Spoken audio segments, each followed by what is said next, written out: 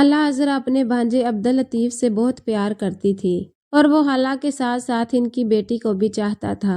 ان دونوں کی چاہت کو بانپ کر خالہ نے بیٹی کا رشتہ بھانجے سے کر دیا۔ اس رشتے پر لطیف کے والدین اور خاندان والے بھی خوش تھے کیونکہ لطیف ایک اچھا لڑکا تھا۔ رشتہ طے ہو جانے کے بعد وہ اپنی خالہ کے گھر زیادہ جانے لگا کیونکہ اس کو فائزہ پسند تھی اور وہ اسی کی خاطر جاتا تھا۔ فائزہ بھی روز اس کا انتظار کرتی تھی۔ اگر کسی شام وہ نہ جا پاتا تو وہ بے چین ہو جاتی۔ میٹرک کے بعد لطیف نے کالج میں داخلہ لے لیا کیونکہ خالہ چاہتی تھی کہ ان کا داماد کم از کم گریجویٹ تو ہو، جبکہ لطیف کے والد اسے بزنس میں لگانا چاہتے تھے۔ تبھی ماں نے اس کے باپ کو سمجھایا، لطیف ابھی کم سن ہے، اس کو تھوڑا سا اور سمجھدار ہو لینے دو۔ کالج کی تعلیم مکمل کر لینے سے ہی اس کا ذہن کھلے گا اور یہ کاروباری معاملات کو اچھی طرح سمجھ سکے گا۔ لطیف کا معمول تھا کہ وہ کالج سے سیدھا خالہ کے گھر بھی چلا جاتا تھا کیونکہ خالہ کا گھر اس کے کالج کے راستے میں پڑتا تھا۔ خالہ بھی گویا اس کا انتظار کرتی رہتی تھی۔ اس کے آتے ہی کھانا لگاتی، پھر سب کھانا کھاتے، کچھ دیر بیٹھ کر وہ گھر چلا جاتا۔ لطیف کا خالو رجب نیک چلن آدمی نہ تھا، وہ محلے میں خاصا بدنام تھا۔ اس کی حرکتوں کی وجہ سے محلے دار اس کی عزت نہیں کرتے تھے کہ وہ اس کی عادتوں سے واقف تھے۔ رجب کی میلی نظریں ہر وقت دوسروں کی بیٹیوں پر رہتی تھی۔ وہ ایک عیاش طبع انسان تھا، مگر خالہ چونکہ بہت نیک اور اچھی شخصیت کی مالک تھی، اسی سبب محلے دار رجب کو کچھ نہیں کہتے تھے۔ وہ زیادہ تر گھر سے باہر رہتا تھا۔ اس کی سرگرمیاں مشکوک تھی۔ اس شخص کو اپنے گھر کے معاملات کا کچھ ہوش نہ تھا کہ اس کے گھر والے سبھی اچھے تھے، وہ بھی ان کے طفیل یہاں رہ رہا تھا، ورنہ اس قسم کے انسان کا شریفوں کے درمیان رہنا دوبار ہو جاتا ہے۔ وہ رات کو دیر سے گھر آتا جس سے ہمسایوں کا سکون بھی خراب ہو جاتا تھا۔ جوئے اور شراب کے ساتھ ساتھ اسے غلط جگہوں پر جانے کی بھی لت تھی۔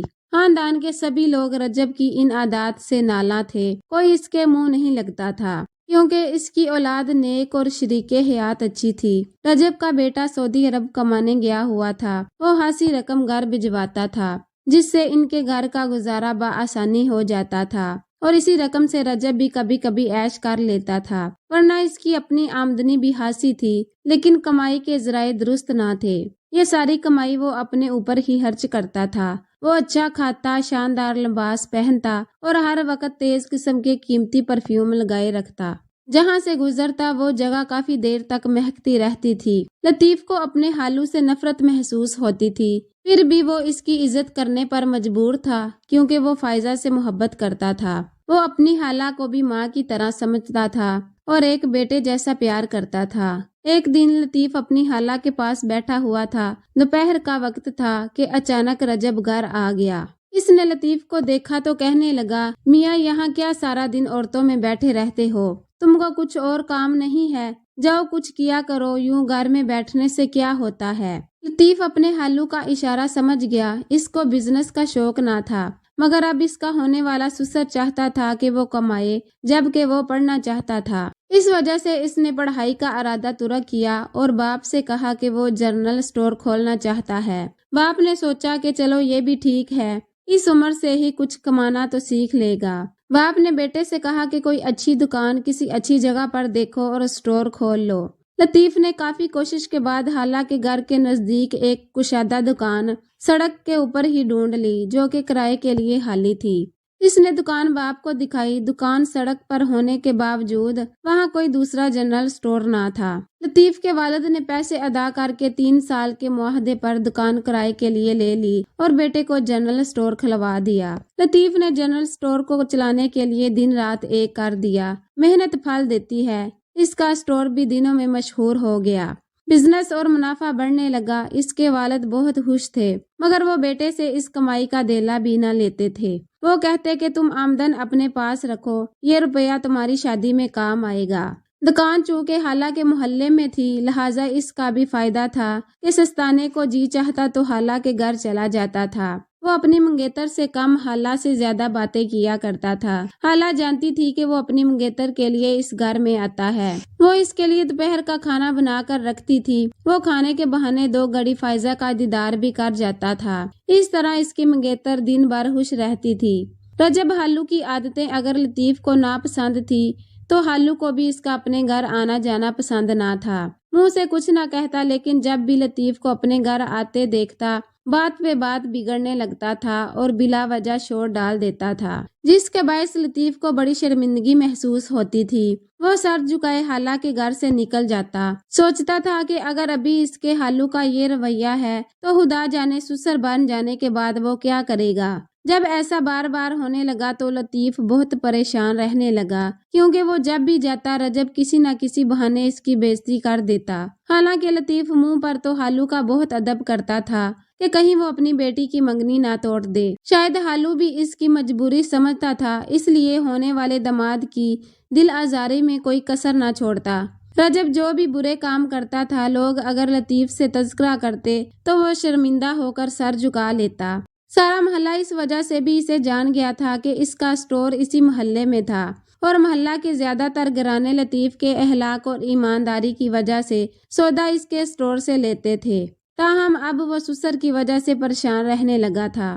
لطیف کے اسٹور کے برابر میں ایک ویڈیو اور DVD سینٹر تھا، جہاں سے لطیف فلموں کی کیسٹیں لیا کرتا تھا۔ اس کاروبار کی آڑ میں کچھ نشہ آور اشیاء بھی خفیہ طور پر یہاں چند خاص قسم کے گاہکوں کو بیچی جاتی تھی۔ رجب جب بھی اس سینٹر پر آتا، اس کی گاڑی میں کوئی نہ کوئی غلط قسم کی لڑکی یا عورت بیٹھی ہوتی۔ یہ دیکھ کر لطیف کو تو شرم آ جاتی، مگر اس کے حالو کو بالکل بھی لحاظ نہ آتا کہ کم از کم گاڑی کو تو لطیف کے اسٹور سے کچھ دوری پر کھڑی کر دوں۔ آخر یہ میرا ہونے والا داماد ہے۔ یہ سچ ہے کہ برا آدمی دیدہ دلیر بھی ہوتا ہے۔ اس کا ثبوت اس واقعے سے ملا کہ محلے میں ایک غریب بیوہ عورت رہتی تھی، جس کا گھر لطیف کے جنرل اسٹور کے نزدیک تھا۔ یہ عورت اکثر راشن اس کے اسٹور سے لیتی تھی۔ لطیف کو پتا تھا کہ یہ غریب بیوہ ہے، وہ اس کو رعایتی قیمت پر راشن دینے لگا تھا، اور جب اس بیوہ کے پاس رقم نہ ہوتی تو ادھار پر بھی اشیاء دے دیا کرتا تھا۔ اتفاق کے بیوہ عورت بیمار ہو گئی تو اس کی بیٹی، جس کا نام مسرت تھا، اسٹور پر ضروریات زندگی سے متعلق اشیاء لینے آنے لگی۔ بوڑھی بیوہ کی بیٹی ہونے کے ناطے وہ اس یتیم لڑکی کے ساتھ بھی شفقت سے پیش آتا تھا۔ وہ لڑکی خوش ہو جاتی اور کہتی کہ میرا کوئی بھائی نہیں ہے تو میں آپ کو ہی بھائی سمجھتی ہوں۔ یہ لڑکی 8ویں پاس اور نہایت بولی بالی تھی۔ اس میں زمانے کی چلاکیاں نہیں تھی، مگر وہ باتونی بہت تھی۔ وہ اپنے گھر کے سب دکھ سکھ، ماں کی بیماری کی باتیں، غریبی کے حالات سبھی لطیف سے کہہ دیا کرتی تھی۔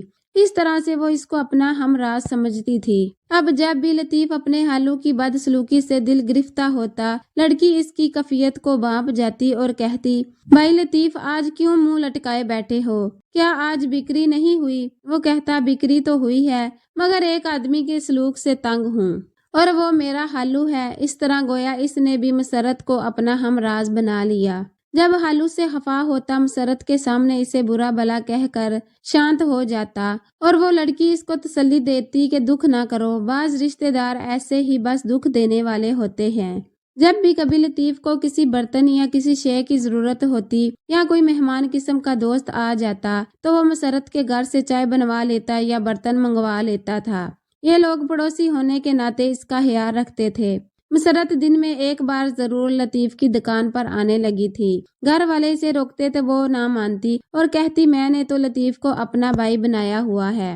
لطیف نے بھی کئی بار اسے سمجھایا کہ دیکھو، بھائی صرف اپنا سگا بھائی ہی ہوتا ہے۔ میری منگنی ہو چکی ہے، لہٰذا تم میرے پاس زیادہ نہ آیا کرو، کہیں میرے حالو کو برا نہ لگ جائے۔ مگر وہ یہ باتیں ایک کان سے سنتی اور دوسرے کان سے اڑا دیتی۔ تب ہی ایک دن اس نے ہنس کر کہا، چلو بھائی نہ صحیح، ہم اچھے پڑوسی اور اچھے دوست تو ہو سکتے ہیں۔ اب یہ ہوتا کہ جب بھی مسرت آتی، کوئی بات کرتی، لطیف فوراً اس سے اپنی منگیتر کی باتیں شروع کر دیتا، تاکہ اس کا دل صاف رہے اور کوئی دوسرا خیال اس کے دل میں جنم نہ لے سکے۔ ایک دن جب حالو نے اس کو مسرت سے باتیں کرتے ہوئے دیکھ لیا، شام کو وہ دوبارہ اسٹور پر آیا اور کہا، ذرا اس لڑکی کو بلوانا، میں نے اس سے کوئی ضروری بات کرنی ہے۔ اگرچہ لطیف کا ماتھا ٹھنک گیا، مگر وہ اسٹور پر بیٹھ کر حالو سے نہیں الجھ سکتا تھا۔ اس نے ملازم لڑکے کو مسرت کے گھر بھیجا اور اسے آنے کا کہا۔ جب وہ آ گئی تو حالو نے کار کی چابی لطیف کو دے کر کہا، اپنی امی کو لے آؤ۔ لطیف بیچارہ گھبرا گیا کہ خدا جانے یہ شخص کیا جھگڑا کرنے والا ہے۔ وہ کار کی چابی لے کر گھر چلا گیا۔ گھر میں ماں موجود نہ تھی، کسی رشتہ دار سے ملنے گئی ہوئی تھی۔ وہ وہاں چلا گیا جہاں ماں گئی تھی، تاکہ اپنے ساتھ لے جائے، کیونکہ وہاں حالو انتظار کر رہا تھا۔